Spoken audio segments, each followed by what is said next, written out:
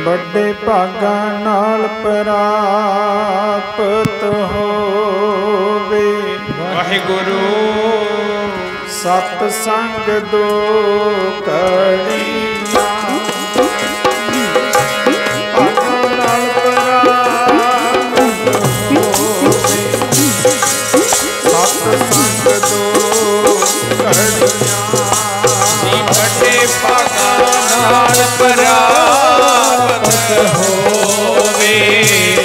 सत संग दो कड़ियाँ, बड़े भागा नाल प्राप्त होवे। सत संग दो कड़ियाँ, बड़े भागा नाल प्राप्त होवे। सत संग दो कड़ियाँ, बड़े भागा नाल प्राप्त होवे।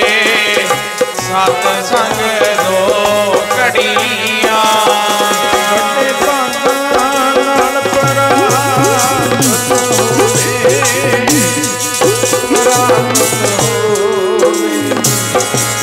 सत संग दो कड़ियाँ,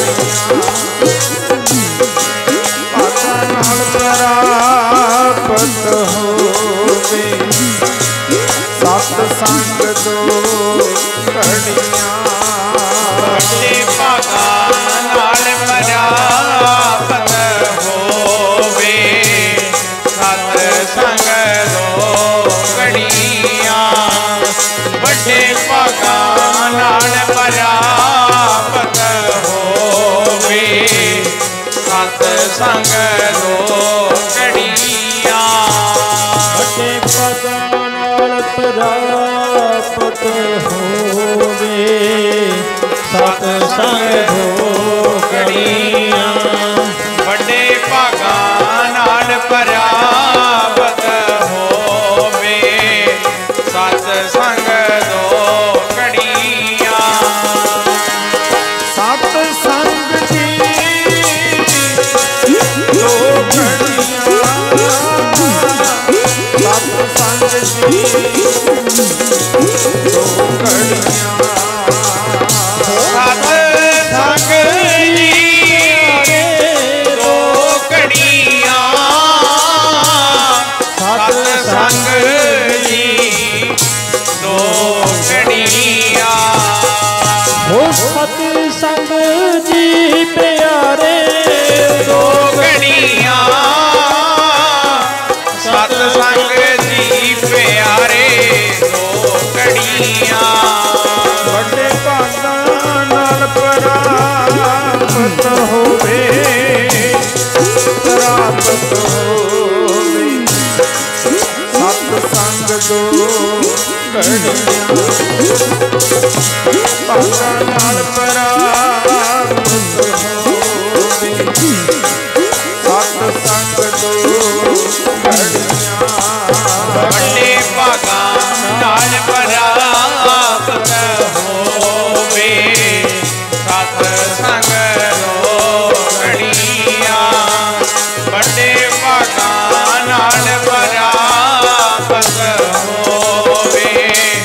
सत संग दो कड़ियाँ, बड़े भागा नाल प्राप्त होवे। सत संग दो कड़ियाँ, बड़े भागा नाल प्राप्त होवे। सत संग दो कड़ियाँ, गरीब संतों की संगत करे बड़ भागी बड़ देव। आपन तो संसार नहीं और उतारे खेव। संत समागम हर कथा तुलसी दुर्लभ दोए। सुतदार आयर लसमी पापी के पी होए। ओ कथा हरि दी समागम संत ਪਾਕਾਂ ਦਾ ਵਾਹਿਗੁਰੂ ਕਰ ਲੋ ਵੱਡੇ ਭਾਗਾਂ ਵਾਲਿਓ। ਕਾਕਾ ਹਰੀ ਦੀ ਸਮਾਗਮ ਸੰਤਾਂ ਦਾ ਕਰ ਲੋ ਵੱਡੇ ਭਾਗਾਂ ਵਾਲਿਓ। ਕਥਾ ਹਰੀ ਦੀ ਸਮਾਗਮ ਸੰਤਾਂ ਦਾ ਕਰ ਲੋ ਵੱਡੇ ਭਾਗਾਂ ਵਾਲਿਓ। ਕਥਾ ਹਰੀ ਦੀ ਸਮਾਗਮ ਸੰਤਾਂ ਦਾ ਕਰ ਲੋ ਵੱਡੇ ਭਾਗਾਂ ਵਾਲਿਓ।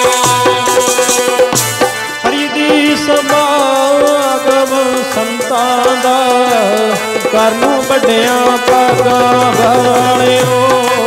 ਕਥਾ ਹਰੀ ਦੀ ਸਮਾਗਮ ਸੰਤਾਂ ਦਾ ਕਰ ਲੋ ਵੱਡੇ ਭਾਗਾਂ ਵਾਲਿਓ। ਪਿਆਰੇ ਜੀ ਕਰ ਲੋ ਵੱਡੇ ਭਾਗਾਂ ਵਾਲਿਓ। ਪਿਆਰੇ ਜੀ ਕਰ ਲੋ ਵੱਡੇ ਭਾਗਾਂ ਵਾਲਿਓ। ਪਿਆਰੇ ਜੀ ਕਰ ਲੋ ਵੱਡੇ ਭਾਗਾਂ ਵਾਲਿਓ। ਪਿਆਰਿਓ ਕਰ ਲੋ ਵੱਡੇ ਭਾਗਾਂ ਵਾਲਿਓ। ਪਿਆਰੇ ਜੀ ਕਰ ਲੋ ਵੱਡੇ ਭਾਗਾਂ ਵਾਲਿਓ। ਪਿਆਰੇ ਜੀ ਕਰ ਲੋ ਵੱਡੇ ਭਾਗਾਂ ਵਾਲਿਓ।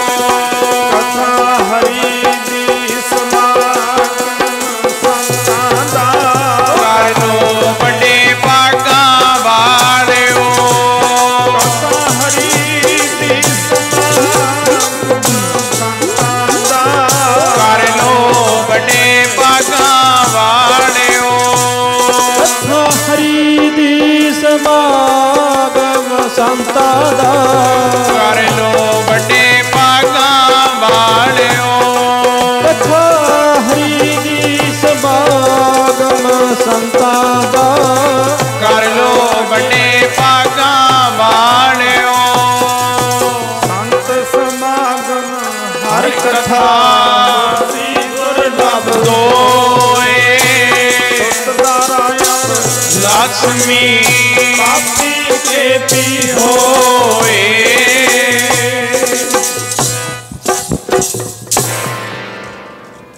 ਧੰਨ ਧੰਨ ਜਗਤ ਗੁਰੂ ਬਾਬਾ ਗਰੀਬਦਾਸ ਮਹਾਰਾਜ ਜੀ ਦੀ ਅੰਮ੍ਰਿਤਮਈ ਬਾਣੀ ਸੰਤ ਮੰਡਲ ਮੰਗਲਮਈ ਮੂਰਤੀ ਮਾਤਾ ਆਬੂ ਦੇਵੀਓ ਪ੍ਰੇਮੀ ਸੱਜਣੋ ਆਪ ਸਭ ਸੰਗਤਾਂ ਬੜੇ ਹੀ ਉੱਤਮ ਕਰਮਾਂ ਵਾਲੇ ਹੋ, ਭਾਗਾਂ ਵਾਲੇ ਹੋ ਜੋ ਕਿ ਸਤਿਗੁਰਾਂ ਦੇ ਚਰਨਾਂ ਦੇ ਵਿੱਚ ਬੈਠ ਕਰਕੇ ਧੰਨ ਧੰਨ ਸਵਾਮੀ ਸਰੂਪਾਨੰਦ ਜੀ ਮਹਾਰਾਜ ਰਾਜਗੁਰੂ ਜੀ ਉਹਨਾਂ ਦੀ ਯਾਦ ਦੇ ਵਿੱਚ ਜੁੜੇ ਹੋ। ਗੁਰਮੁਖ ਪਰਿਵਾਰ ਨੇ ਉਪਰਾਲਾ ਕਰਿਆ ਹੈ। ਭਾਈ ਮਨਪ੍ਰੀਤ ਸਿੰਘ ਆਪਣੇ ਪੂਰਵਜ ਗੁਰੂ ਪੀਰ ਉਹਨਾਂ ਦੀ ਯਾਦ ਮਨਾਉਣਾ ਕਰਿਆ। ਆਓ ਕੁਝ ਕੁ ਸਮਾਂ ਆਪਾਂ ਆਪਣੇ ਸਮੇਂ ਤੇ ਸਵਾਸਾਂ ਨੂੰ ਸਫਲਾ ਕਰੀਏ। ਇਹ ਜਿਹੜਾ ਸਮਾਂ ਕਿਸੇ ਭਾਗਾਂ ਵਾਲੇ ਨੂੰ ਪ੍ਰਾਪਤ ਹੁੰਦਾ ਹੈ। ਸੰਤ ਸਮਾਗਮ ਹਰ ਕਥਾ ਤੁਲਸੀ ਦੁਰਲਭ ਦੋਏ। ਕਹਿੰਦੇ ਸੰਤਾਂ ਦਾ ਸਮਾਗਮ ਹੋਵੇ, ਜਿਵੇਂ ਸਤਿਪੁਰਖਾਂ ਦੀ ਯਾਦ ਦੇ ਵਿੱਚ ਆਪਾਂ ਜੁੜੇ ਆ। ਸੰਤ ਸਮਾਗਮ ਹਰ ਕਥਾ, ਉਸ ਪ੍ਰਮਾਤਮਾ ਦੀ ਕਥਾ, ਉਸ ਪ੍ਰਮਾਤਮਾ ਦੀ ਉਸਤਤ ਹੋਵੇ। ਸੰਤ ਸਮਾਗਮ ਹਰ ਕਥਾ ਤੁਲਸੀ ਦੁਰਲਭ ਦੋਏ। ਕਹਿੰਦੇ ਬੜੇ ਔਖੇ ਮਿਲਦੇ ਨੇ, ਕਿਉਂਕਿ ਭਾਗਹੀਨ ਕੋ ਨਾ ਮਿਲੇ ਭਲੀ ਵਸਤ ਕਾ ਭੋਗ। ਕਹਿੰਦੇ ਜਿਹੜਾ ਭਾਗਾ ਤੋਂ ਹੀਣਾ ਬੰਦਾ ਹੈ ਉਹਨੂੰ ਇਹੋ ਜਿਹੇ ਸਮਾਗਮ ਦੇ ਵਿੱਚ ਜੁੜਨ ਦਾ ਸਮਾਂ ਨਹੀਂ ਮਿਲਦਾ। ਜਿਹਦੇ ਬੜੇ ਉੱਤਮ ਭਾਗ ਹੁੰਦੇ ਨੇ, ਵੈਸੇ ਵੀ ਹੁਣ ਤਾਂ ਕਲੀ ਕਾਲ ਦਾ ਸਮਾਂ, ਕਿਤੇ ਗਾਉਣ ਲੱਗਣਾ ਹੋਵੇ, ਮਾੜੀਆਂ ਗੱਲਾਂ ਹੋਣ, ਸੰਸਾਰ ਦਾ ਝੂੜ ਤੂਫਾਨ ਹੋਵੇ, ਸਾਰੀ ਰਾਤ ਬੰਦਾ ਬੈਠਾ ਰਹਿੰਦਾ। ਪਰ ਜੇ ਕਿਤੇ ਸੰਤ ਸਮਾਗਮ ਹੋਵੇ, ਪ੍ਰਮਾਤਮਾ ਦੇ ਘਰ ਦੀ ਚਰਚਾ ਹੋਵੇ, ਉੱਥੇ 1 ਘੰਟਾ 2 ਘੰਟੇ ਬੈਠਣਾ ਔਖਾ ਹੋ ਜਾਂਦਾ ਹੈ, ਬੜਾ ਦੁਰਲਭ ਹੈ। ਜਿਹਦੇ ਕੋਈ ਪੂਰਬਲੇ ਭਾਗ ਚੰਗੇ ਨੇ, ਉਹ ਪਰਮੇਸ਼ਰ ਦੀ ਕਥਾ ਸੁਣਦਾ ਬੈਠ ਕੇ। ਸੰਤ ਸਮਾਗਮ ਹਰ ਕਥਾ ਤੁਲਸੀ ਦੁਰਲਭ ਦੋਏ, ਬੜਾ ਔਖਾ ਮਿਲਦਾ ਇਹ ਸਮਾਂ। ਸੁੱਤ ਦਾਰਾ ਔਰ ਲਸਮੀ ਪਾਪੀ ਕੇ ਪੀ ਹੋਏ। ਕਹਿੰਦੇ ਧਨ ਦੌਲਤ ਇਸਤਰੀ ਪੁੱਤਰ ਪਰਿਵਾਰ ਤਾਂ ਪਾਪੀਆਂ ਦੇ ਘਰਾਂ ਦੇ ਵਿੱਚ ਵੀ ਹੁੰਦਾ, ਪਾਪੀਆਂ ਦੇ ਘਰਾਂ 'ਚ ਵੀ ਹੁੰਦਾ, ਪੁੰਨੀਆਂ ਦੇ ਘਰਾਂ ਦੇ ਵਿੱਚ ਵੀ ਹੁੰਦਾ। ਇਸਤਰੀ ਵੀ ਹੁੰਦੀ ਹੈ, ਪੁੱਤਰ ਵੀ ਹੁੰਦੇ ਨੇ, ਧਨ ਦੌਲਤ ਵੀ ਹੁੰਦੀ ਹੈ, ਪਰ ਦੁਰਲਭ ਹੈ ਜਿਹਨੂੰ ਸੰਤ ਸਮਾਗਮ ਨਾਲ ਮਿਲ ਜਾਵੇ, ਜਿਹਦੇ ਨਾਲ ਸਾਡਾ ਜੀਵਨ ਸਫਲਾ ਹੋ ਜਾਵੇ। ਅੱਜ ਆਪਾਂ ਸਤਿਪੁਰਖਾਂ ਦੀ ਯਾਦ ਦੇ ਵਿੱਚ ਜੁੜੇ ਹਾਂ, ਜਿਨ੍ਹਾਂ ਨੇ ਮਹਾਰਾਜ ਭੂਰੀ ਵਾਲਿਆਂ ਦੀ ਸੰਗਤ ਕਰੀ। ਬ੍ਰਹਮ ਸਾਗਰ ਜੀ ਮਹਾਰਾਜ ਭੂਰੀ ਵਾਲੇ, ਜਿਨ੍ਹਾਂ ਦੀ ਸੰਗਤ ਦਾ ਕਰਨ ਦਾ ਸਦਕਾ, ਜਿਨ੍ਹਾਂ ਨੂੰ ਹਰਿਦੁਆਰ ਦੇ ਵਿੱਚ ਸ਼੍ਰੋਮਣੀ ਮੰਨਿਆ ਗਿਆ, ਰਾਜਿਆਂ ਦੇ ਗੁਰੂ ਬਣੇ। ਤੇ ਪਿਆਰਿਓ, ਉਹਨਾਂ ਦਾ ਨਾਂ ਪਿਆ ਸਵਾਮੀ ਸਰੂਪਾਨੰਦ ਜੀ ਨਾਂ ਸੀ, ਪਿੱਛੇ ਰਾਜਗੁਰੂ ਲੱਗ ਗਿਆ। ਕਿਉਂ? ਕਿਉਂਕਿ ਬਚਪਨ ਤੋਂ ਬੰਦਗੀ ਦਾ ਚਾਅ। ਬਚਪਨ ਕੈਸਾ? ਕਹਿੰਦੇ ਪੜ੍ਹਦੇ ਪੜ੍ਹਦੇ ਚੌਂਦੇ ਪਿੰਡ ਦੇ ਵਿੱਚ ਬਾਹਰ ਕੁਟੀਆ ਬਣੀ ਹੋਈ ਹੈ, ਤੇ ਬਚਪਨ ਦੇ ਵਿੱਚ ਕੁਟੀਆ ਦੇ ਵਿੱਚ ਚਲੇ ਜਾਣਾ। ਮਹਾਰਾਜ ਭੂਰੀ ਵਾਲੇ ਆਉਂਦੇ, ਉੱਥੇ ਕੱਚਾ ਭੋਰਾ ਹੁੰਦਾ ਸੀ, ਪਹਿਲਾਂ ਕੱਚਾ ਭੋਰਾ ਬਣਾਇਆ ਗਿਆ, ਹੁਣ ਤਾਂ ਪੱਕਾ ਬਣ ਗਿਆ। ਮਹਾਰਾਜ ਰਾਜਗੁਰੂ ਜੀ ਬਚਪਨ ਦੇ ਵਿੱਚ ਹਜੇ ਪੜ੍ਹਦੇ ਸੀ, ਕੁਟੀਆ ਚਲੇ ਜਾਣਾ, ਭੂਰੀ ਵਾਲੇ ਮਹਾਰਾਜ ਜੀ ਦੇ ਵਚਨ ਸੁਣਦੇ ਰਹਿਣਾ। ਕਿਉਂਕਿ ਜਦੋਂ ਤੱਕ ਅਸੀਂ ਕੁਝ ਸੁਣਦੇ ਨਹੀਂ, ਕਿਉਂਕਿ ਮੂਲ ਕਲਾ ਉਪਦੇਸ਼ ਹੈ, ਜੇ ਕੋਈ ਸਮਝੇ ਜੀਵ, ਬਿਨ ਉਪਦੇਸ਼ ਨਾ ਪਾਈਏ ਸਾਈਂ ਅਵਗਤ ਪੀਵ। ਕਹਿੰਦੇ ਪਹਿਲੀ ਕਲਾ ਉਪਦੇਸ਼ ਦੀ ਹੈ। ਹੁਣ ਤੁਸੀਂ ਬੈਠੇ ਹੋ, ਜੇ ਅੱਜ ਮਹਾਂਪੁਰਖਾਂ ਦੀ ਆਪਾਂ ਗੱਲ ਕਰਾਂਗੇ ਤਾਂ ਹੀ ਪਤਾ ਲੱਗੂ ਵੀ ਐਸੇ ਮਹਾਂਪੁਰਖ ਹੋਏ ਨੇ। ਤੇ ਜੇ ਪ੍ਰਮਾਤਮਾ ਦੇ ਘਰ ਦੀ ਚਰਚਾ ਸੁਣਾਂਗੇ ਕਰਾਂਗੇ ਤਾਂ ਹੀ ਪਤਾ ਲੱਗੂ ਵੀ ਅਸੀਂ ਵੀ ਪ੍ਰਮਾਤਮਾ ਦੇ ਘਰ ਵੱਲ ਨੂੰ ਜਾਈਏ। ਤੇ ਮਹਾਰਾਜ ਭੂਰੀ ਵਾਲਿਆਂ ਦੀ ਸੰਗਤ ਕਰਦੇ ਨੇ, ਭੂਰੀ ਵਾਲੇ ਮਹਾਰਾਜ ਉਹਨਾਂ ਨੂੰ ਉਪਦੇਸ਼ ਦਿੰਦੇ ਨੇ।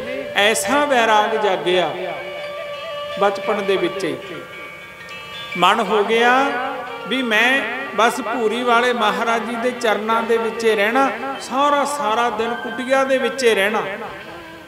ਤੇ ਮਾਂ ਪਿਓ ਨੂੰ, ਪਰਿਵਾਰ ਨੂੰ ਹੁੰਦਾ ਵੀ ਬੱਚਾ ਕੁਝ ਕੰਮ ਲੱਗ ਜਾਵੇ, ਸਾਡੇ ਨਾਲ ਹੱਥ ਵਟਾਵੇ, ਕੰਮ ਕਰੇ, ਮਾਂ ਪਿਓ ਨੂੰ ਲਾਲਚ ਹੁੰਦਾ। ਪਰ ਪਿਆਰਿਓ, ਮਹਾਰਾਜ ਰਾਜਗੁਰੂ ਜੀ ਦਾ, ਸਰੂਪਾਨੰਦ ਮਹਾਰਾਜ ਜੀ ਦਾ ਪ੍ਰੇਮ ਪੈ ਗਿਆ ਭੂਰੀ ਵਾਲੇ ਮਹਾਰਾਜ ਜੀ ਦੇ ਚਰਨਾਂ ਦੇ ਨਾਲ। ਤੇ ਘਰ ਦੇ ਕਹਿੰਦੇ ਤੂੰ ਘਰੇ ਆ, ਕੰਮ ਕਰਾਂ, ਪੜ੍ਹ ਲਿਖ, ਕੁਝ ਨਾ ਕੁਝ ਕਰ। ਪਰ ਇਹਦਾ ਮਨ ਜੁੜ ਗਿਆ ਪ੍ਰਮਾਤਮਾ ਦੇ ਚਰਨਾਂ ਦੇ ਨਾਲ। ਬਥੇਰਾ ਜ਼ੋਰ ਲਾਉਂਦੇ ਨੇ, ਨਹੀਂ ਆਉਂਦੇ। ਇੱਕ ਦਿਨ ਭੂਰੀ ਵਾਲਿਆਂ ਦੇ ਚਰਨਾਂ ਦੇ ਵਿੱਚ ਰਾਜਗੁਰੂ ਮਹਾਰਾਜ ਜੀ ਦੇ ਪਿਤਾ ਜੀ ਚਲੇ ਗਏ। ਭੂਰੀ ਵਾਲੇ ਮਹਾਰਾਜ ਜੀ ਨੂੰ ਵੀ ਜਾ ਕੇ ਕਹਿੰਦੇ ਬਾਬਾ ਜੀ ਇਹਨੂੰ ਘਰ ਭੇਜੋ, ਮਹਾਰਾਜ ਜੀ ਇਹਨੂੰ ਘਰ ਭੇਜੋ, ਇਹ ਗੱਲ ਠੀਕ ਨਹੀਂ ਹੈ। ਮਹਾਰਾਜ ਭੂਰੀ ਵਾਲੇ ਕਹਿੰਦੇ ਭਾਈ ਇਹ ਤਾਂ ਸਾਡਾ ਹੰਸ ਹੈ, ਇਹਨੂੰ ਤੂੰ ਛੱਡ ਦੇ। ਤੇ ਮਹਾਰਾਜ ਜੀ ਨੂੰ ਵੀ ਥੋੜਾ ਜਿਹਾ ਕੈੜਾ ਹੀ ਬੋਲਿਆ। ਮਹਾਰਾਜ ਕਹਿੰਦੇ ਭਾਈ ਲੈ ਜਾ, ਜੇ ਸਾਡਾ ਹੰਸ ਹੋਊ ਸਾਡੇ ਕੋਲੇ ਆਪੇ ਆ ਜੀ। ਕਿਉਂਕਿ ਹੋਰ ਹੋਣਹਾਰ ਵਿਰਵਾਨ ਕੇ ਚਿਕਨੇ ਬਾਤ। ਕਿਉਂਕਿ ਜਿਹਦਾ ਸੰਸਕਾਰ ਹੁੰਦਾ ਮਹਾਂਪੁਰਖ ਜਾਣਦੇ ਹੁੰਦੇ ਆ, ਕਹਿੰਦੇ ਸਾਡਾ ਹੋਊਗਾ ਸਾਡੇ ਕੋਲੇ ਆਜੂ, ਘਰ ਲੈ ਗਏ। ਹੁਣ ਉਹਦਾ ਤਾਂ ਮਨ, ਕਿਉਂਕਿ ਜਿਹੜਾ ਮਨ ਹੈ ਨਾ ਉਹ ਪ੍ਰਮਾਤਮਾ ਦੇ ਚਰਨਾਂ ਦੇ ਨਾਲ, ਭੂਰੀ ਵਾਲੇ ਮਹਾਰਾਜ ਜੀ ਦੇ ਚਰਨਾਂ ਦੇ ਨਾਲ ਜੁੜਿਆ ਹੋਇਆ ਹੈ। ਤੇ ਘਰੇ ਚਲੇ ਗਏ, ਕਿਉਂਕਿ ਜਿਹਦੇ ਅੰਦਰ ਪ੍ਰੇਮ ਜਾਗਦਾ ਹੈ। ਵਿਰੇ ਬਿਵੰਗਮ ਤਨ ਵਸੈ ਮੰਤਰ ਨਾ ਲਾਗੇ ਕੋਈ, ਰਾਮ ਵਿਜੋਗੀ ਨਾ ਜੀਵੇ, ਜੀਵੇ ਤਾਂ ਬੌਰਾ ਹੋਏ। ਜਿਹਦੇ ਅੰਦਰ ਉਸ ਪ੍ਰਮਾਤਮਾ ਦੇ ਚਰਨਾਂ ਦਾ ਪ੍ਰੇਮ ਜਾਗ ਪੈਂਦਾ, ਉਹਨੂੰ ਫਿਰ ਸੰਸਾਰ ਵੀ ਚੰਗਾ ਨਹੀਂ ਲੱਗਦਾ। ਤੇ ਬਥੇਰਾ ਘਰ ਦੇ ਵਿੱਚ ਲੈ ਗਏ। ਤੇ ਸਤਨੇ ਵਾਲਾ ਘਰ ਵੱਜਦਾ ਸੀ, ਉੱਥੇ ਜਾ ਕੇ ਇੱਕ ਥੰਮਲੇ ਦੇ ਨਾਲ ਬੈਠ ਗਏ। ना कुछ खांदे है ना कुछ पींदे है, आए बैठे ने। पिता जी कहन लगे वो एवें पखंड जे ना कर, चुप करके रोटी खा ला, ते घर दे धंधे करने ने। पर उत्थे तां जिहड़ा मन है वो परमात्मा दे नाल जुड़िया होया है, भगती दे नाल जुड़िया होया है। ते बथेरा समझाउंदे ने, वो कहंदे नहीं मैनू कुछ नहीं चंगा लगदा, मेरा तां मन है बस भूरी वाले सतगुरां दे चरनां दे विच रहां, बंदगी करां, भजन करां। किसे दी नहीं सुनते। आए शरीर कमजोर, क्योंकि अन्न का शरीर है, अन्नमई शरीर है साडा, ते उवें भुखण भाणे आए शरीर कमजोर होण लग गया। ते सारे कहन लगे आए तो भुख प्यास दे नाल ही बच्चा मर जूगा। सारे राजगुरु महाराज जी के पिता जी नूं कहन लगे भी आए ना कर, तू इनू जा तां संतां कोले छड्डिया, नहीं इत्थे ही मर जू। जे इत्थे ही मर गया फिर अपने भी काम दा नहीं ते ना उन्हां दे काम दा रहना। महाराज भूरी वालियां दे चरनां दे विच फिर आप छड्ड के आए। ते प्यारिओ फिर भूरी वाले महाराज जी दे परम सिसां दे विचों सिस बने महाराज भूरी वालियां ने उन्हां नूं दिक्सा दित्ती ते कहा भाई तू बंदगी कर। ते महाराज जी तो आग्या लैके फिर हरिद्वार चले गए। हरिद्वार इन्नी तपस्या करनी, क्योंकि पहाड़ां दियां कंधरां दे विच बैठ बैठ के, जंगलां दे विच बैठ बैठ के तपस्या करनी कई कई साल। जिवें बाबे फरीद दी आपां तपस्या सुनदे आ ना, ऐदां बैठ के तपस्या करनी, कदे वर्त रख के तपस्या करनी, ध्यान दे विच रहना। ते महाराज राजगुरु जी दी हरिद्वार दे विच चर्चा होण लग गई भी एक ऐसा तपस्वी महात्मा कुछ खांदा नहीं पींदा नहीं, जंगल दे विच जिथे शेर रहिंदे ने उत्थे गुफा दे विच बैठ के तपस्या करदा। सुक्की नदी तो उपर पहाड़ी दे उपर गुफा दे विच जिथे शेर रहिंदे ने। सारे चर्चा हुंदी है, क्योंकि उदों वो इलाका नेपाल दे राजियां दी उत्थे भूमि सी, राजे लोग उत्थे आउंदे सी, राणियां आउंदियां सी। क्योंकि पुरातन समय दे विच जिहड़े राजे लोग होया करदे सी ना, ਉਹ ਸਾਧੂਆਂ ਦਾ ਬੜਾ ਸਤਿਕਾਰ ਪਿਆਰ ਕਰਿਆ ਕਰਦੇ ਸੀ ਵੀ ਸਾਧੂਆਂ ਤੋਂ ਅਸੀਂ ਦਾਤਾ ਲਈਏ, ਸਾਧੂਆਂ ਤੋਂ ਅਸੀਰਵਾਦ ਲਈਏ, ਸਾਡੇ ਜਿਹੜੇ ਰਾਜ ਭਾਗ ਨੇ ਉਹ ਕਾਇਮ ਰਹਿਣ। ਪੁਰਾਤਨ ਤੁਸੀਂ ਕੋਈ ਵੀ ਇਤਿਹਾਸ ਪੜ੍ਹੋ, ਕੋਈ ਵੀ ਸੁਣੋ, ਉਹਦੇ ਵਿੱਚ ਬੜੇ ਬੜੇ ਰਾਜੇ ਵੀ ਸਾਧੂਆਂ ਦੀ ਸੰਗਤ ਕਰਿਆ ਕਰਦੇ। ਤੇ ਕਿਸੇ ਨੇ ਉਹ ਨੇਪਾਲ ਦੀ ਰਾਣੀ ਆਈ, ਕਹਿਣ ਲੱਗੀ ਵੀ ਇੱਥੇ ਆਏ ਦੱਸੋ ਵੀ ਕਿਹੜਾ ਤਪਸਵੀ ਮਹਾਤਮਾ ਮੈਂ ਉਹਦੇ ਦਰਸ਼ਨ ਕਰਾਂ। ਤੇ ਕਿਸੇ ਨੇ ਦੱਸਿਆ ਲੋਕ ਬਹੁਤ ਜਾਂਦੇ ਸੀ, ਪਰ ਇਹ ਸਮਾਧੀ 'ਚ ਬੈਠੇ ਰਹਿੰਦੇ ਸੀ, ਲੋਕ ਦੇਖ ਕੇ ਮੁੜ ਆਉਂਦੇ ਸੀ। ਤੇ ਰਾਣੀ ਵੀ ਪਤਾ ਕਰਕੇ ਉੱਥੇ ਪਹੁੰਚੀ, ਜਾ ਕੇ ਡੜੌਤ ਕਰੀ, ਨਮਸਕਾਰ ਕਰੀ। ਤੇ ਪਿਆਰਿਓ, ਜਦੋਂ ਕੋਈ ਲੀਡਰ ਕਿਤੇ ਚਲਿਆ ਜਾਵੇ, ਕੋਈ ਰਾਜਾ ਚਲਿਆ ਜਾਵੇ, ਫਿਰ ਹੋਰ ਵੀ ਪ੍ਰਭਤਾ ਵੱਧ ਜਾਂਦੀ ਹੈ। ਤਾਂ ਸੰਸਾਰ ਦਾ ਆਮ ਹੀ ਹੈ ਨਾ, ਕੋਈ ਵੱਡਾ ਬੰਦਾ ਜਾਣ ਲੱਗ ਜੇ ਤਾਂ ਦੁਨੀਆ ਸਾਰੀ ਕਹਿੰਦੇ ਉੱਥੇ ਮੇਲੇ ਲੱਗਣੇ ਸ਼ੁਰੂ ਹੋ ਗਏ ਵੀ ਬੜੇ ਬੜੇ ਰਾਜੇ ਰਾਣੀਆਂ ਦਰਸ਼ਨ ਕਰਨ ਜਾਂਦੇ ਨੇ। ਤੇ ਰਾਜਗੁਰੂ ਮਹਾਰਾਜ ਜੀ ਨੇ ਦੇਖਿਆ ਵੀ ਇੱਥੇ ਤਾਂ ਬਾਹਲੇ ਲੋਕ ਆਉਣ ਲੱਗ ਗਏ, ਬਾਹਲੇ ਲੋਕ ਆਉਣ ਲੱਗ ਗਏ, ਕੀ ਕਰਿਆ ਜਾਵੇ। ਤੇ ਰਾਜਗੁਰੂ ਮਹਾਰਾਜ ਜੀ ਨੇ ਉਹ ਸੁੱਕੀ ਨਦੀ ਵਾਲਾ ਉੱਪਰੋਂ ਪਹਾੜੀ ਛੱਡ ਕੇ ਗੰਗਾ ਦੇ ਪਰਲੇ ਪਾਰ ਜੰਗਲ ਦੇ ਵਿੱਚ ਚਲੇ ਗਏ, ਕਿਉਂਕਿ ਸਾਧੂ ਤਿਆਗੀ ਹੁੰਦੇ ਨੇ। ਕਿਉਂਕਿ ਜਿਨ੍ਹਾਂ ਨੇ ਉਹ ਪਰਮਾਤਮਾ ਦੇ ਨਾਲ ਸੁਰਤੀ ਜੋੜਨੀ ਹੈ, ਉਹ ਬਾਲੇ ਸਿੱਸ ਸੇਵਕ ਨਹੀਂ ਬਣਾਉਂਦੇ। ਗਰੀਬਦਾਸ ਮਹਾਰਾਜ ਕਹਿੰਦੇ, ਸਿੱਸ ਆਖਾ ਬਹੁਤੇ ਕੀਏ ਮਾਧੋ ਕੀਓ ਨਾ ਮੀਤ, ਚਾਲੇ ਤੇ ਹਰ ਮਿਲਣ ਕੋ ਬੀਚ ਹੀ ਅਟਕਿਆ ਚੀਤ। ਮਹਾਰਾਜ ਜੀ ਨੇ ਜ਼ਿਆਦਾ ਸਿੱਸ ਨਹੀਂ ਬਣਾਏ, ਹਜ਼ਾਰਾਂ ਦੀ ਭੀੜ ਲੋਕ ਦਰਸ਼ਨ ਕਰਨ, ਜਿੰਨੇ ਲੋਕ ਹਰਿਦੁਆਰ ਨਹਾਉਣ ਜਾਣ ਸਾਰੇ ਦਰਸ਼ਨ ਕਰਨ ਜਾਣ। ਪਰ ਉਹਨਾਂ ਨੇ ਕੀ ਕਰਿਆ, ਉਹ ਇਲਾਕਾ ਛੱਡ ਕੇ ਗੰਗਾ ਦੇ ਪਰਲੇ ਪਾਸੇ ਤਪੱਸਿਆ ਕਰਨ ਲੱਗ ਗਏ। ਐਸੀ ਸਾਧਨਾ ਸਭ ਕੁਝ ਤਿਆਗ ਕੇ ਐ ਬੰਦਗੀ ਦੇ ਵਿੱਚ ਸਾਰਾ ਦਿਨ ਰਾਤ ਬੈਠੇ ਰਹਿਣਾ, ਜਿਹਦੀ ਬਾਬਤ ਗੁਰਬਾਣੀ ਮਹਾਂਪੁਰਖ ਧਾਰਨਾ ਪੜ੍ਹਦੇ ਰਹਿੰਦੇ ਨੇ। ਓਏ ਅੱਠੋ ਪਹਿਰ ਦੀ ਸਮਾਧੀ ਲੱਗੀ ਰਹਿੰਦੀ ਏ, ਵਾਹਿਗੁਰੂ ਰੱਬਾ ਤੇਰੇ ਪਿਆਰਿਆਂ ਦੀ ਪਹਿਰ ਦੀ ਸਮਾਧੀ ਲੱਗੀ ਰਹਿੰਦੀ ਏ,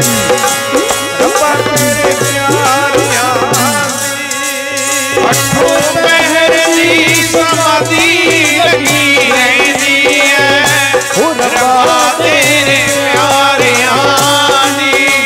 अठों पहर दी समाधि लगी रहती है रब्बा तेरे प्यारियां दी। अठों पहर दी समाधि लगी रहती है रब्बा तेरे प्यारियां दी। अठों पहर दी समाधि लगी रहती है रब्बा तेरे प्यारियां दी। प्यारे जी रब्बा तेरे प्यारियां दी। प्यारे जी रब दे प्यारियां दी। प्यारे दी रब दे प्यारियां दी। प्यारे ओ रब दे प्यारियां दी। रब दे प्यारियां दी। प्यारे ओ रब दे प्यारियां दी। अठों पहर दी समाधि लगी है रब दे प्यारियां दी। पहर दी समाधि लगी रब दे प्यारियां दी। अठों पहर दी समाधि लगी रहती है रब्बा तेरे प्यारियां दी।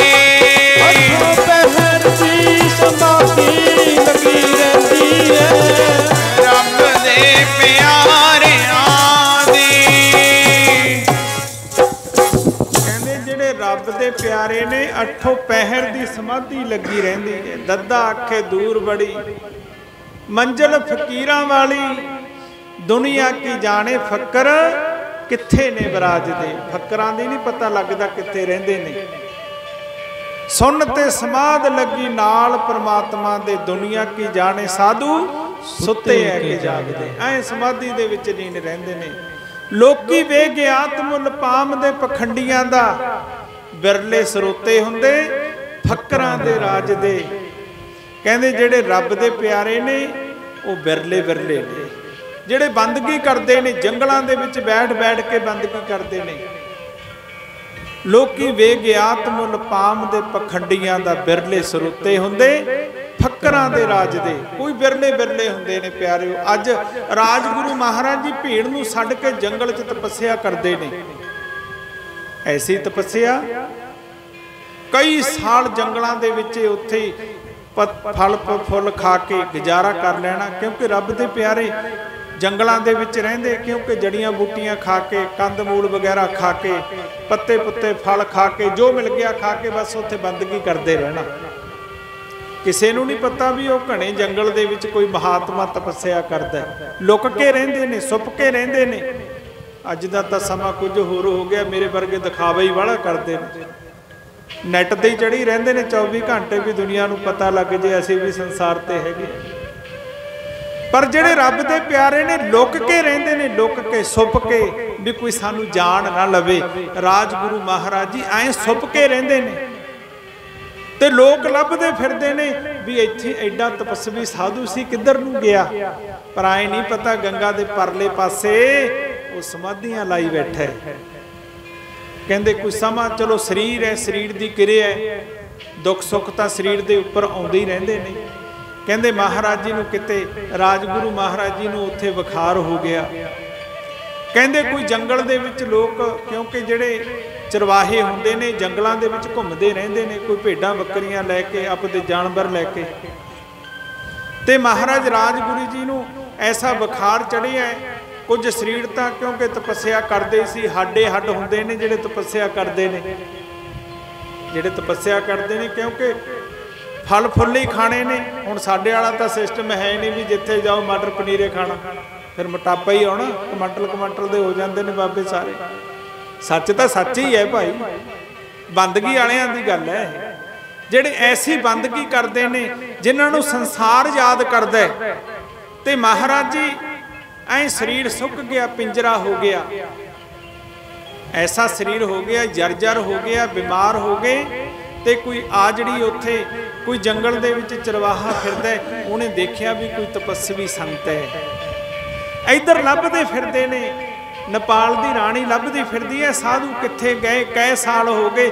ਐਸਾ ਪ੍ਰੇਮ ਜਾਗਿਆ, ਇੱਕ ਵਾਰ ਦਰਸ਼ਨ ਹੀ ਕਰੇ ਨੇ ਵੀ ਕਿਤੇ ਉਹ ਸਾਧੂ ਦੇ ਮੈਨੂੰ ਦਰਸ਼ਨ ਹੋ ਜਾਣ। ਰੋਜ਼ ਅਰਦਾਸਾਂ ਕਰਦੀ ਹੈ ਗੰਗਾ ਮਈਆ ਦੇ ਕਿਨਾਰੇ ਤੇ ਖੜ ਕੇ, ਮਹਾਰਾਜ ਉਹ ਸਾਧੂ ਦੇ ਮੈਨੂੰ ਦਰਸ਼ਨ ਕਰਾ ਦੇ। ਇਹ ਤਾਂ ਖੇਡ ਵਰਤਦੀ ਹੈ ਇੱਕ, ਜਿਵੇਂ ਭੀਲਣੀ ਨਾ ਅਡੀਕਾਂ ਕਰਦੀ ਸੀ ਰਾਮ ਨੂੰ, ਐਂ ਜੰਗਲਾਂ ਦੇ ਵਿੱਚ ਦੀ ਜਾਣਾ ਪੈ ਗਿਆ। ਅੱਜ ਨੇਪਾਲ ਦੀ ਰਾਣੀ ਬੇਨਤੀ ਕਰਦੀ ਹੈ, ਮਹਾਰਾਜ ਕਿਤੇ ਉਹ ਬੰਦਗੀ ਵਾਲੇ ਉਹ ਤਪਸਵੀ ਸਾਧੂ ਦੇ ਦਰਸ਼ਨ ਹੋ ਜਾਣ। ਤੇ ਉਧਰ ਬਹਾਨਾ ਕੀ ਬਣਿਆ, ਬਿਮਾਰ ਹੋ ਗਏ। ਚਰਵਾਹੇ ਨੇ ਆ ਕੇ ਇੱਧਰ ਦੱਸਿਆ ਵੀ ਇੱਕ ਬੜਾ ਤਪਸਵੀ ਮਹਾਤਮਾ ਐ ਪਿੰਜਰਾ ਬਣਿਆ ਪਿਆ, ਉਹ ਹੁਣ ਬਿਮਾਰ ਹੋ ਗਿਆ, ਮੈਂ ਦੇਖ ਕੇ ਆਇਆ। ਲੋਕ ਕਹਿੰਦੇ ਜਲਦੀ ਜਲਦੀ ਦੇਖੋ, ਜਲਦੀ ਕੌਣ ਨੇ। ਸਾਰਿਆਂ ਦਾ ਧਿਆਨ ਉਧਰ ਗਿਆ ਵੀ ਸ਼ਾਇਦ ਉਹੀ ਮਹਾਂਪੁਰਖ ਨੇ। ਤੇ ਪਿਆਰਿਓ ਜਾ ਕੇ ਉਧਰ ਪਹੁੰਚੇ, ਮਹਾਰਾਜ ਰਾਜਗੁਰੂ ਜੀ ਨੂੰ ਲੈ ਕੇ ਆਏ ਇੱਧਰ। ਤੇ ਰਾਣੀ ਆਪਦੀ ਕੋਠੀ ਦੇ ਵਿੱਚ ਬਿਲਕੁਲ ਠੀਕ ਹੋ ਗਏ। ਰਾਣੀ ਕਹਿਣ ਲੱਗੀ, ਮਹਾਰਾਜ ਇੱਥੇ ਰਹੋ ਕੋਠੀ ਦੇ ਵਿੱਚ। ਮਹਾਰਾਜ ਕਹਿੰਦੇ ਨਹੀਂ, ਸਾਧੂ ਨਹੀਂ ਏਦਾਂ ਰਿਹਾ ਕਰਦੇ। ਮਹਾਰਾਜ ਜੀ ਕਹਿੰਦੇ ਨਹੀਂ, ਅਸੀਂ ਨਹੀਂ ਇੱਥੇ ਰਹਿਣਾ। ਮਹਾਰਾਜ ਜੀ ਫੇਰ ਜਦੋਂ ਥੋੜੇ ਜਿਹੇ ਠੀਕ ਹੋਏ, ਚੱਲ ਪਏ। ਰਾਣੀ ਕਹਿਣ ਲੱਗੀ, ਮਹਾਰਾਜ ਤੁਹਾਡੇ ਮੈਨੂੰ ਦਰਸ਼ਨ ਹੁੰਦੇ ਰਹਿਣ। ਕੋਈ ਗੱਲ ਨਹੀਂ ਭਾਈ, ਕੋਈ ਗੱਲ ਨਹੀਂ, ਕੋਈ ਗੱਲ ਨਹੀਂ, ਮਿਲਦੇ ਚੁਲਦੇ ਕੋਈ ਨਾ ਦਰਸ਼ਨ ਹੁੰਦੇ ਰਹਿਣਗੇ। ਫਿਰ ਨਾ ਮਹਾਰਾਜ ਭੂਰੀ ਵਾਲਿਆਂ ਦਾ ਇੱਕ ਸੇਵਕ ਪੂਰਨ ਸਿੰਘ ਹੋਇਆ ਰਕਬੇ ਦਾ, ਉਹ ਕਿਤੇ ਹਰਿਦੁਆਰ ਗਿਆ ਹੋਇਆ। ਉਹ ਰਾਜਗੁਰੂ ਮਹਾਰਾਜ ਜੀ ਦੇ ਚਰਨਾਂ ਦੇ ਵਿੱਚ ਚਲਿਆ ਗਿਆ। ਪਰ ਹੁਣ ਜਿੱਧਰ ਨੂੰ ਰਾਜਗੁਰੂ ਮਹਾਰਾਜ ਜੀ ਜਾਂਦੇ ਨੇ, ਲੋਕ ਉਧਰੇ ਮਗਰ ਜਾਂਦੇ ਨੇ, ਕਿਉਂਕਿ ਜਿਹੜਾ ਤਪੱਸਿਆ ਕਰਦਾ ਉਹਨੂੰ ਕਹਿੰਦੇ ਮਹਾਰਾਜ ਜੀ ਤੁਹਾਡੀ ਸੇਵਾ 'ਚ ਕੀ ਕਰੀਏ। ਕਿਉਂਕਿ ਜਿਹੜੇ ਬੰਦਗੀ ਵਾਲੇ ਨੇ ਉਹਨਾਂ ਦੇ ਮਗਰ ਫਿਰਦੇ ਨੇ ਲੋਕ ਵੀ ਸੇਵਾ ਕਰੀਏ ਤੇ ਕੁਝ ਪੁੰਨ ਖੱਟੀਏ। ਇਹ ਤਾਂ ਚਾਲ ਹੀ ਹੈ ਨਾ, ਕਿਉਂਕਿ ਗ੍ਰਸਤੀ ਬੰਦੇ ਨੂੰ ਆਪਦੇ ਪਦਾਰਥ ਚਾਹੀਦੇ ਨੇ। ਜੇ ਸਾਧੂ ਦੀ ਸੇਵਾ ਕਰਦਾ ਹੈ, ਜੇ ਕੋਈ 4 ਪਦਾਰਥ ਮੰਗੇ, ਸਾਧ ਜਨਾ ਕੀ ਸੇਵਾ ਲੱਗੇ। ਕਹਿੰਦੇ ਜਿਹਨੂੰ 4 ਪਦਾਰਥਾਂ ਦੀ ਜ਼ਰੂਰਤ ਹੈ, ਸਾਧੂਆਂ ਦੀ ਸੇਵਾ ਕਰਦਾ ਹੈ। ਭਗਤ ਪੂਰਨ ਸਿੰਘ ਮਹਾਰਾਜ ਭੂਰੀ ਵਾਲਿਆਂ ਦਾ ਅਨੰਨ ਸੇਵਕ, ਉਹ ਚਲਿਆ ਗਿਆ। ਰਾਜਗੁਰੂ ਮਹਾਰਾਜ ਜੀ ਦੇ ਨਾਲ ਪ੍ਰੇਮ ਸੀ। ਕਹਿਣ ਲੱਗਿਆ, ਮਹਾਰਾਜ ਜੀ ਮੇਰੇ ਲਈ ਕੋਈ ਸੇਵਾ ਦੱਸੋ। ਹੁਣ ਮਹਾਰਾਜ ਰਾਜਗੁਰੂ ਜੀ ਦੇਖਦੇ ਨੇ ਵੀ ਜਿੱਧਰ ਜਾਣਾ ਉਧਰ ਹੀ ਮਗਰ ਲੋਕ ਚਲੇ ਜਾਂਦੇ ਨੇ। ਰਾਜਗੁਰੂ ਮਹਾਰਾਜ ਕਹਿੰਦੇ ਆਏ ਕਰ, ਫਿਰ ਜੇ ਤੂੰ ਸੇਵਾ ਕਰਨੀ ਆ ਨਾ, ਇੱਕ ਐਡਾ ਬੜਾ ਸਾਨੂੰ ਨਾ ਕੋਈ ਪਤੀਲਾ ਲਿਆ ਦੇ, ਬੜਾ ਸਾਰਾ ਪਤੀਲਾ। ਕਹਿੰਦਾ ਮਹਾਰਾਜ ਉਹ ਤੁਸੀਂ ਕੀ ਕਰਨਾ। ਕਹਿੰਦੇ ਲਿਆ ਦੇ, ਕੋਈ ਗੱਲ ਨਹੀਂ, ਕੋਈ ਜੁਗਤੀ ਮੁਕਤੀ ਉਹ ਕਰਨੀ ਹੈ। ਹੁਣ ਸੇਵਕ ਜੀ ਭੱਜ ਕੇ ਬੜਾ ਸਾਰਾ ਕੋਈ ਪਤੀਲਾ ਲਿਆਤਾ। ਕਹਿਣ ਲੱਗੇ ਚੰਗਾ ਹੁਣ ਤੂੰ ਜਾ, ਆਪ ਪਤਾ ਵੀ ਸਾਡਾ ਪਤਾ ਨਾ ਲੱਗੇ ਕਿਸੇ ਨੂੰ ਵੀ ਅਸੀਂ ਕਿੱਥੇ ਆ। ਜਾ ਕੇ ਨਾ ਉਹ ਜਿਹੜੇ ਆ ਮੰਗਤੇ ਨਹੀਂ ਬੈਠੇ ਹੁੰਦੇ, ਮੰਗਤੇ ਇੱਧਰ ਮਨਸਾ ਦੇਵੀ ਦੇ ਰਾਹ ਦੇ ਵਿੱਚ ਨਾ, ਉਹ ਹੁਣ ਤਾਂ ਬਾਜ਼ਾਰ ਬਜ਼ੂਰ ਬਣ ਗਿਆ, ਉਦੋਂ ਜੰਗਲੇ ਹੁੰਦਾ ਸੀ। ਉਹਦੇ ਵਿੱਚ ਨਾ ਉਹ ਜਿਹੜੇ ਮੰਗਤੇ ਸੀ, ਉਹ ਝੁੰਡ ਦੇ ਵਿੱਚ ਨਾ ਆਏ ਉੱਪਰ ਕੱਪੜਾ ਲੈ ਕੇ ਪਤੀਲਾ ਰੱਖ ਕੇ ਬਹਿ ਗਏ। ਲੋਕ ਕਹਿਣ ਤਾਂ ਮੰਗਤਾ ਬੈਠਾ, ਕੋਈ ਕੋਲੇ ਹੀ ਨਾ ਆਵੇ। ਇੰਨੇ ਬੈਰਾਗੀ ਤਿਆਗੀ, ਇੰਨੇ ਸੰਸਾਰ ਤੋਂ ਦੂਰ ਰਹਿਣ। ਤੇ ਪਿਆਰੇ ਉੱਪਰ ਭਗਤ ਤਾਂ ਫੇਰ ਵੀ ਪਹਿਚਾਣ ਲੈਂਦੇ ਨੇ। ਤੇ ਫਿਰ ਰਾਣੀ ਜਾਵੇ, ਰਾਣੀ ਜਾ ਕੇ ਚਰਨਾਂ 'ਚ ਪੈ ਗਈ। ਨਾਲ ਲੋਕ, ਮਹਾਰਾਜ ਜੀ ਇੱਦਾਂ ਨਾ ਬੈਠੋ, ਤੁਸੀਂ ਆਓ, ਤੁਹਾਨੂੰ ਅਸੀਂ ਆਸਰਮ ਬਣਾ ਦਿੰਦੇ ਹਾਂ, ਤੁਹਾਨੂੰ ਆਹ ਬਣਾ ਦਿੰਦੇ ਹਾਂ, ਤੁਸੀਂ ਇੱਦਾਂ ਨਾ ਰਹੋ। ਤੇ ਮਹਾਰਾਜ ਕਹਿਣ ਲੱਗੇ, ਭਾਈ ਸਾਡਾ ਇਕਾਂਤ ਰਹਿਣ ਨੂੰ ਜੀ ਕਰਦਾ, ਸਾਨੂੰ ਤਾਂ ਨਹੀਂ। ਮਹਾਰਾਜ ਜੀ ਤੁਸੀਂ ਆਓ। ਕਹਿਣ ਲੱਗੀ ਰਾਣੀ, ਕਹਿਣ ਲੱਗੀ ਮਹਾਰਾਜ ਤੁਹਾਡੇ ਵਾਸਤੇ ਮੇਰੀ ਕੋਠੀ ਹੈ, ਉਹਦੇ ਵਿੱਚ ਰਹੋ। ਨਹੀਂ ਭਾਈ, ਸਾਧੂ ਨਹੀਂ ਕੋਠੀਆਂ 'ਚ, ਸਾਧੂ ਜੰਗਲਾਂ 'ਚ। ਮਹਾਰਾਜ ਫਿਰ ਆਸਰਮ ਬਣਾ ਲਓ, ਝੌਂਪੜੀਆਂ ਬਣਾ ਲਓ, ਮੈਂ ਜਗ੍ਹਾ ਦੇ ਦਿੰਦੀ ਹਾਂ ਪੱਕੇ ਤੌਰ ਤੇ। ਮਹਾਰਾਜ ਕਹਿੰਦੇ ਭਾਈ ਅਸੀਂ ਕੀ ਕਰਨਾ। ਹੁਣ ਅੱਜ ਕੱਲ੍ਹ ਤਾਂ ਸਾਰਿਆਂ ਦਾ ਜ਼ੋਰ ਪ੍ਰਾਪਰਟੀਆਂ ਬਣਾਉਣ ਤੇ ਲੱਗਿਆ ਨਾ, ਸਭ ਦਾ। ਜਿੱਥੇ ਦੇਖੋ ਆਹ ਵੀ ਖਰੀਦ ਲਈਏ ਅਸੀਂ, ਆਹ ਵੀ ਖਰੀਦ ਲਈਏ, ਇੱਦਾਂ ਹੀ ਚੱਲਦਾ ਨਾ।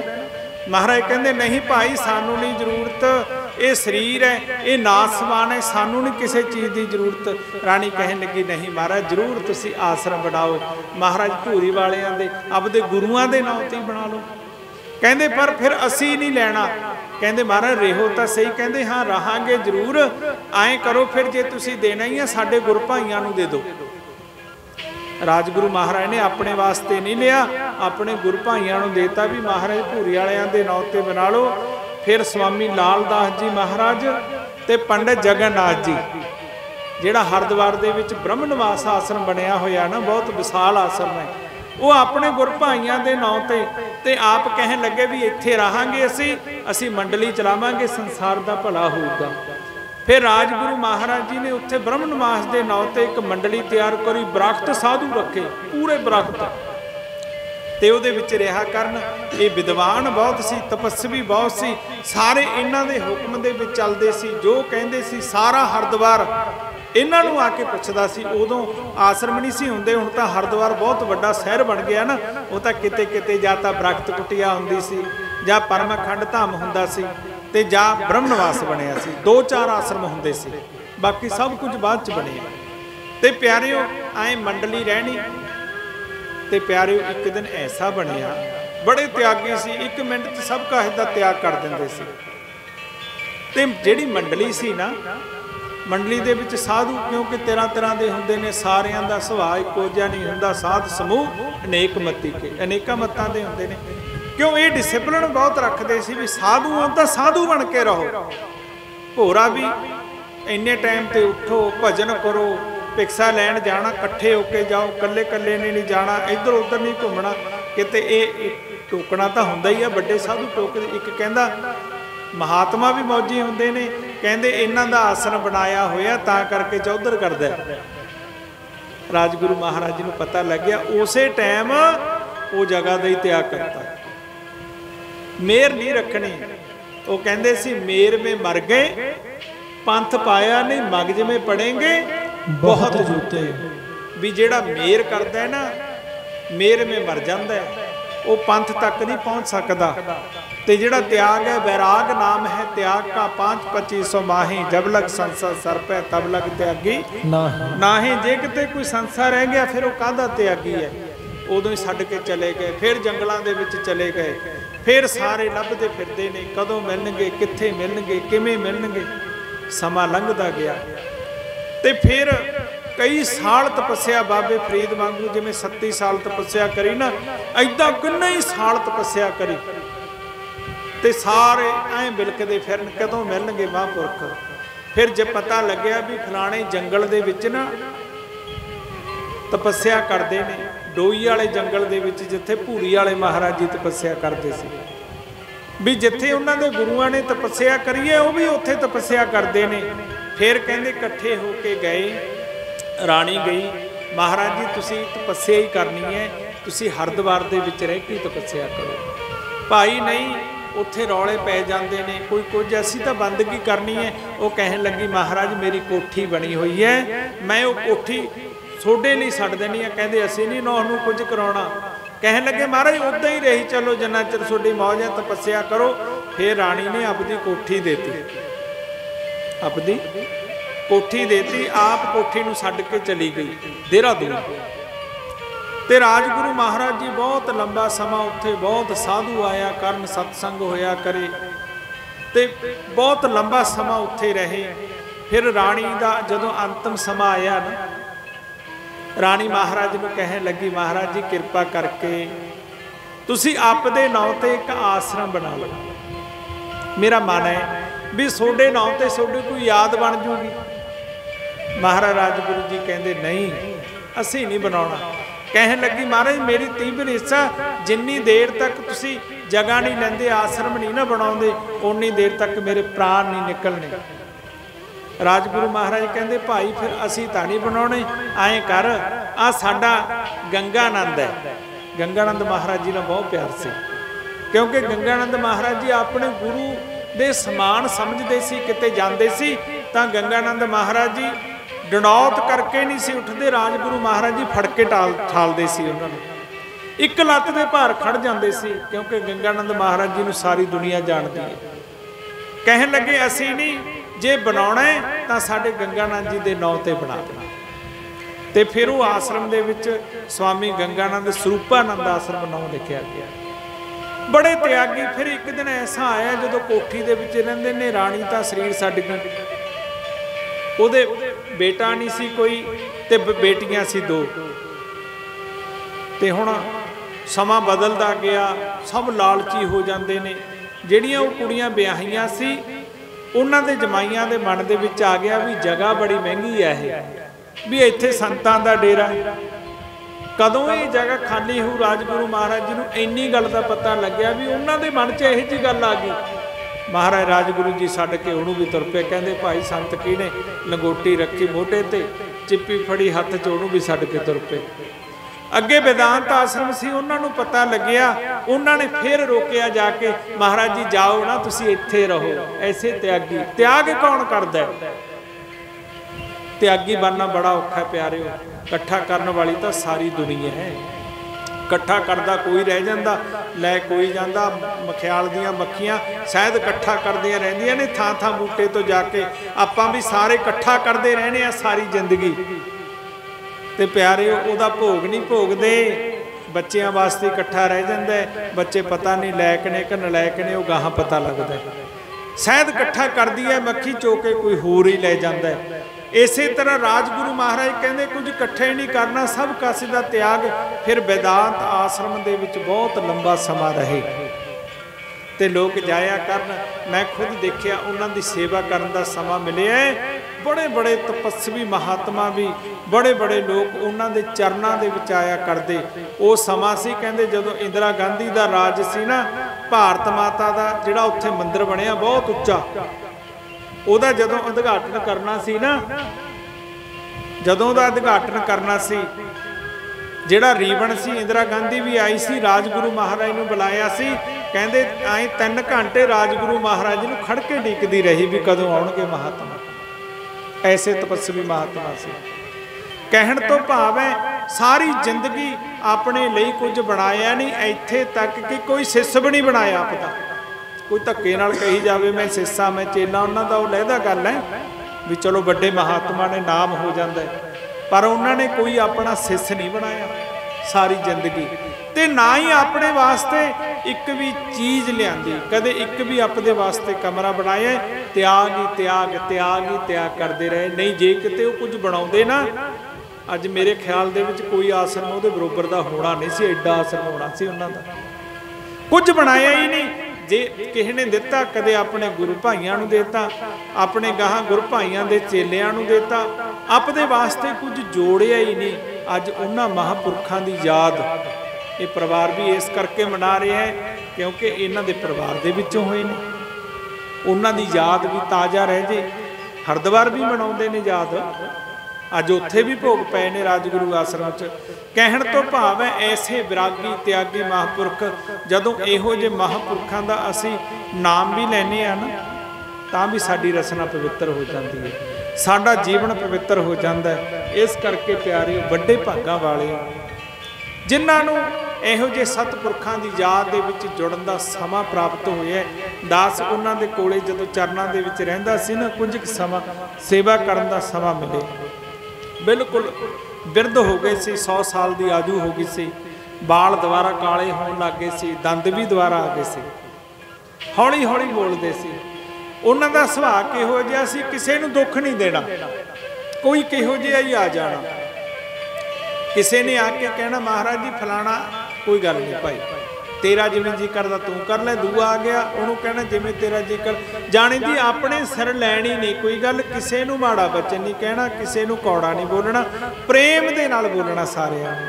ਤੇ ਜਦੋਂ ਫਿਰ ਗੱਲ ਕਰਨੀ, ਉਦੋਂ ਗਿਆਨ ਦੇ ਵਿੱਚ ਗਿਆਨ ਸਾਗਰ ਅਤੇ ਉਜਾਗਰ, ਬਸ ਬ੍ਰਹਮ ਵੇਦੀ ਤੋਂ ਸ਼ੁਰੂ ਕਰ ਲੈਣਾ ਤੇ ਗਿਆਨ ਦੀ ਚਰਚਾ, ਵਿਦਾਂਤ ਦੀ ਚਰਚਾ ਕਰਦੇ ਰਹਿਣਾ। ਤੇ ਬਹੁਤ ਸਾਰੇ ਮਹਾਤਮਾ ਉਹਨਾਂ ਦੇ ਚਰਨਾਂ ਦੇ ਵਿੱਚ ਆਇਆ ਕਰਨ। ਹਰ ਇੱਕ ਨੂੰ ਜੇ ਕੋਈ 100 ਸਵਾਲ ਕਰਦਾ ਤਾਂ ਇੱਕ ਉੱਤਰ ਦੇ ਕੇ ਉਹਨੂੰ ਸ਼ਾਂਤ ਕਰ ਦਿੰਦੇ ਸੀ। ਸਾਰੀ ਜ਼ਿੰਦਗੀ ਸ਼ਾਂਤੀ ਦੇ ਨਾਲ, ਆਨੰਦ ਦੇ ਨਾਲ, ਭਜਨ ਦੇ ਨਾਲ ਐਂ ਬਤੀਤ ਕਰਿਆ। ਤੇ ਜਦੋਂ ਐਂਡ ਦਾ ਸਮਾਂ ਆ ਗਿਆ ਨਾ, ਕਦੇ ਉਹਨਾਂ ਨੇ ਦੁੱਖ ਨਹੀਂ ਸੀ ਮੰਨਿਆ ਵੀ ਸਰੀਰ ਬਿਰਧ ਹੋ ਗਿਆ, ਕਦੇ ਨਹੀਂ ਸੀ ਦੁੱਖ ਮੰਨਦੇ। ਬਸ ਪ੍ਰਮਾਤਮਾ ਦੇ ਨਾਮ ਦੇ ਵਿੱਚ ਹਮੇਸ਼ਾ ਹੀ ਲੀਨ ਰਹਿੰਦੇ, ਕਿਉਂਕਿ ਉਹ ਦੇਹ ਤੋਂ, ਸਰੀਰ ਤੋਂ ਉੱਪਰ ਸੀ। ਪਰ ਜਦੋਂ ਉਹਨਾਂ ਨੇ ਸਰੀਰ ਛੱਡਿਆ, ਤੁਸੀਂ ਬਹੁਤ ਸੰਸਾਰ ਦੇ ਵਿੱਚ ਜਾਂਦੇ ਨੇ ਆਪਾਂ ਦੇਖਦੇ ਹਾਂ ਨਾ, ਕਿਸੇ ਦੇ ਅੱਖਾਂ ਰਾਹੀਂ ਸਵਾਸ ਨਿਕਲਦੇ ਨੇ, ਕਿਸੇ ਦੇ ਨੱਕ ਰਾਹੀਂ ਨਿਕਲਦੇ ਨੇ, ਕਿਸੇ ਦੇ ਮੂੰਹ ਰਾਹੀਂ ਨਿਕਲਦੇ ਨੇ। ਪਰ ਕਈ ਜਿਹੜੇ ਨੀਚ ਬੰਦੇ ਹੁੰਦੇ ਨੇ, ਉਹਨਾਂ ਦੇ ਇੰਦਰੀਆਂ ਰਾਹੀਂ ਥੱਲੇ, ਕਿਸੇ ਦੇ ਥੱਲੇ ਦੀ ਸਵਾਸ ਨਿਕਲਦੇ ਨੇ, ਜਿਨ੍ਹਾਂ ਦੇ ਉਹਨਾਂ ਦੀ ਤਾਂ ਦੁਰਗਤੀ ਹੋਏ। ਤੇ ਜਿਨ੍ਹਾਂ ਦੇ ਆ ਮੂੰਹ ਰਾਹੀਂ ਜਾਂ ਨੱਕ ਰਾਹੀਂ ਨਿਕਲਦੇ ਨੇ ਉਹ ਕੋਈ ਚੰਗੀ ਜੁਨੀ ਦੇ ਵਿੱਚ ਚਲੇ ਜਾਂਦੇ ਨੇ। ਪਰ ਜਿਹੜੇ ਬੰਦਗੀ ਵਾਲੇ ਸਿਮਰਨ ਵਾਲੇ ਮਹਾਂਪੁਰਖ ਹੁੰਦੇ ਨੇ, ਸਮਾਧੀਆਂ ਦੇ ਵਿੱਚ ਲੀਨ ਰਹਿਣ ਵਾਲੇ, ਉਹਨਾਂ ਦੇ 10ਵੇਂ ਦੁਆਰ ਰਾਹੀਂ ਇੱਥੇ ਤਾਲੂਏ ਰਾਹੀਂ ਸਵਾਸ ਨਿਕਲਦੇ ਨੇ। ਜਦੋਂ ਉਹਨਾਂ ਨੇ ਸਰੀਰ ਛੱਡਿਆ, ਮੈਂ ਖੁਦ ਉਹਨਾਂ ਦਾ ਇਸ਼ਨਾਨ ਕਰਾਇਆ, ਉਹਨਾਂ ਦੇ ਸਿਰ ਦੇ ਵਿੱਚ ਇੱਥੇ ਗਲੀ ਹੋ ਗਈ ਸੀ ਜਦੋਂ ਸਵਾਸ ਨਿਕਲੇ, ਐ ਸਿਰ ਦੇ ਵਿੱਚ ਗਲੀ। ਤੇ ਮੈਂ ਪੁੱਛਿਆ ਉੱਥੇ ਮਹਾਤਮਾ ਕਾਫੀ ਸੀ, ਮੈਂ ਕਿਹਾ ਮਹਾਰਾਜ ਆਹ ਕੀ ਹੈ? ਕਹਿੰਦੇ ਇਹਨਾਂ ਨੇ ਇੱਥੋਂ ਦੀ ਐ ਸਵਾਸ ਆਪਦੇ ਤੇ ਆ ਕੇ ਆਪਣਾ ਕਪਾਲ ਪਾਟ ਕੇ, ਕਿਉਂਕਿ ਬੰਦਗੀ ਵਾਲੇ ਨੇ ਜਿਹੜੇ ਸਿਮਰਨ ਕਰਦੇ ਨੇ ਉਹ ਇੱਥੋਂ ਦੀ ਸਰੀਰ ਆਪਣਾ ਤਿਆਗਦੇ ਨੇ। ਤੇ ਜਿਹੜੇ ਦੂਸਰੇ ਲੋਕ ਨੇ, ਆਮ ਲੋਕਾਂ ਦੇ ਜਿਹੜੇ ਚੰਗੇ ਕਰਮ ਵਾਲੇ ਨੇ, ਉਹ ਮੂੰਹ ਰਾਹੀਂ ਜਾਂ ਨੱਕ ਰਾਹੀਂ ਜਾਂ ਅੱਖਾਂ ਰਾਹੀਂ ਨਿਕਲਦੇ ਨੇ।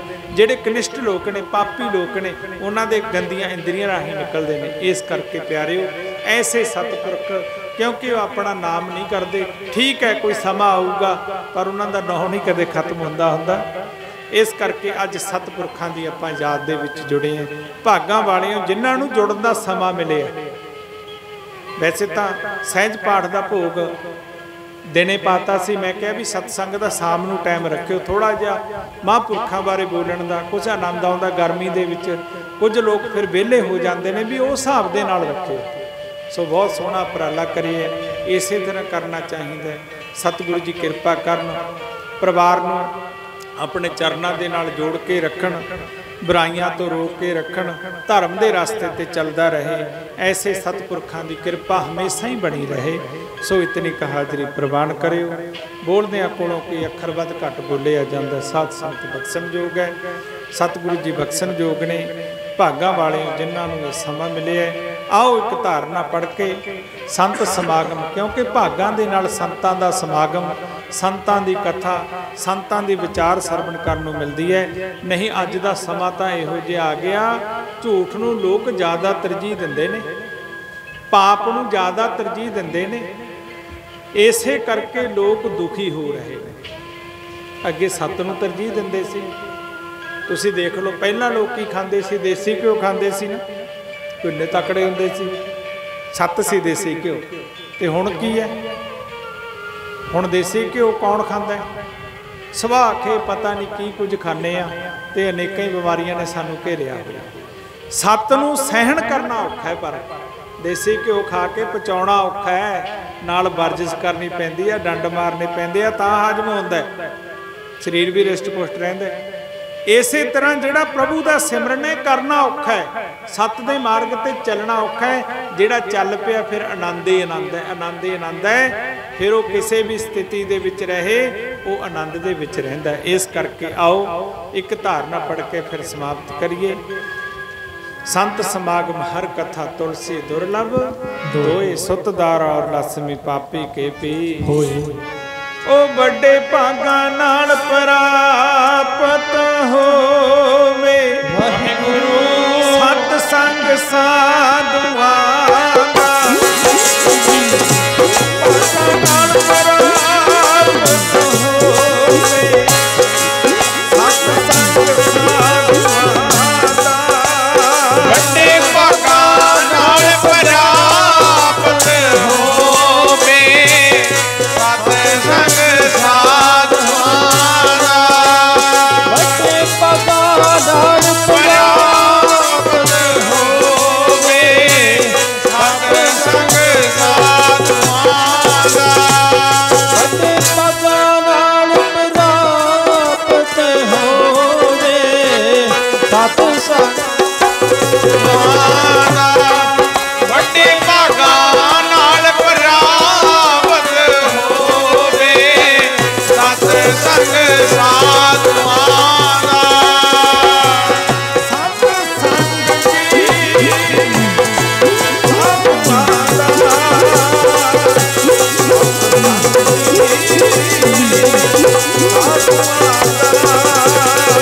ਸਤ ਸੰਗ ਜੀ ਸਾਧੂਆਂ ਦਾ। ਸਤ ਸੰਗ ਜੀ ਸਾਧੂਆਂ ਦਾ। ਉਹ ਸਤ ਸੰਗ ਜੀ ਪਿਆਰੇ ਸਾਧੂਆਂ ਦਾ। ਸਤ ਸੰਗ ਜੀ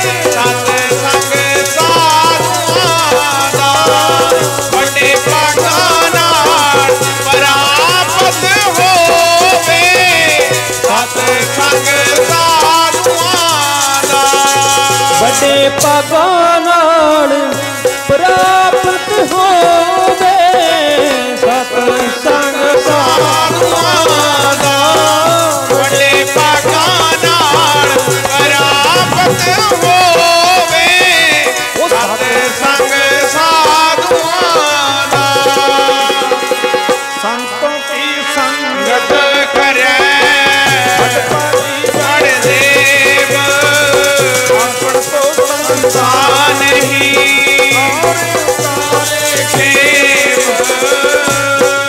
ਬੰਦੀ ਸੋੜ ਭਰੋਸਾ ਤੇਰਾ ਬੰਦੀ ਸੋੜ ਭਰੋਸਾ ਤੇਰਾ ਬੰਦੀ ਛੋੜ ਭਰੋਸਾ ਤੇਰਾ ਬੰਦੀ ਛੋੜ ਭਰੋਸਾ ਤੇਰਾ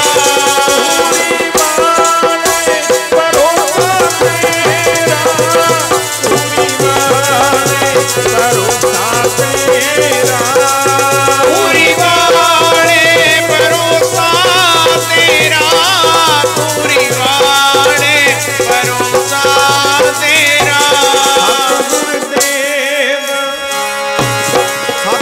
ਸਤਿਗੁਰਦੇਵ ਭਰੋਸਾ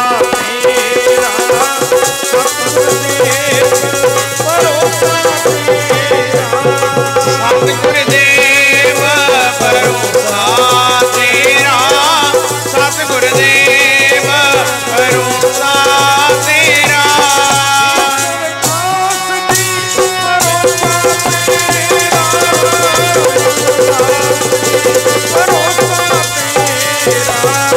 ਈਸ਼ਰਦਾਸ ਜੀ ਭਰੋਸਾ ਤੇਰਾ ਈਸ਼ਰਦਾਸ ਜੀ ਭਰੋਸਾ ਤੇਰਾ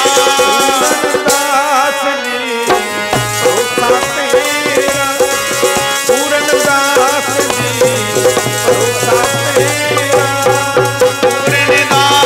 ਜੀ ਭਰੋਸਾ ਤੇਰਾ ਪੂਰਨਦਾਸ ਜੀ ਭਰੋਸਾ ਤੇਰਾ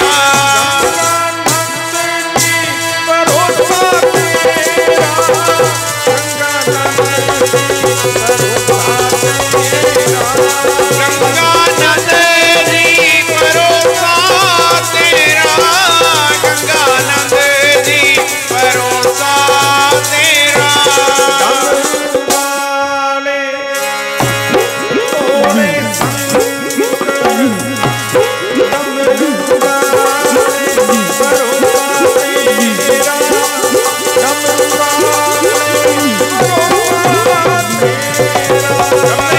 ਵਾਲੇ ਭਰੋਸਾ ਤੇਰਾ ਡਮਰੂ ਵਾਲੇ ਭਰੋਸਾ ਤੇਰਾ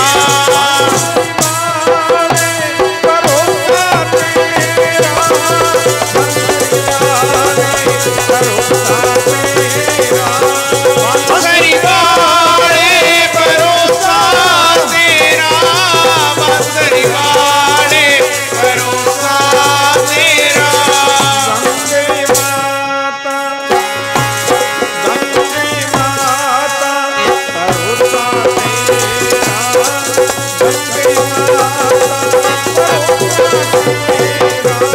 ਗੰਗੇ ਮਾਤਾ ਭਰੋਸਾ ਤੇਰਾ ਗੰਗੇ ਮਾਤਾ ਭਰੋਸਾ ਤੇਰਾ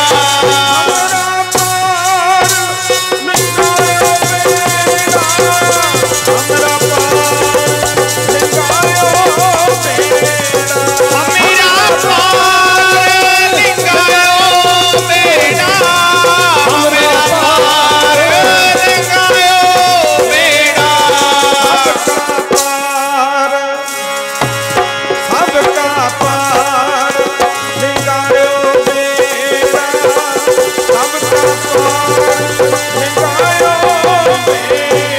ਸਭ ਕਾ ਪਾਰ ਲਗਾਇਓ ਬੇੜਾ ਸਭ ਕਾ ਪਾਰ ਲਗਾਇਓ ਬੇੜਾ